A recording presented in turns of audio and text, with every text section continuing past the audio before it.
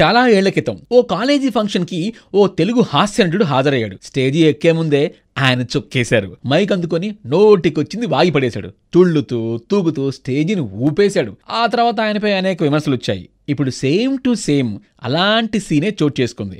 ఈసారి స్టేజ్ ఎక్కింది నటుడు కాదు, నటి. అందులోనూ జాతీయ ఉత్తమ నటిగా అవార్డు పొందిన తార. ఆమె ఎవరో కాదు, ఊర్వశి.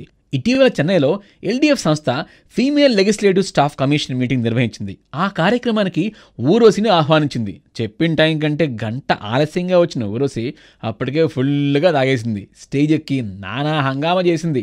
మైక్ అందుకొని నోటికి వచ్చిందంతా వాగింది.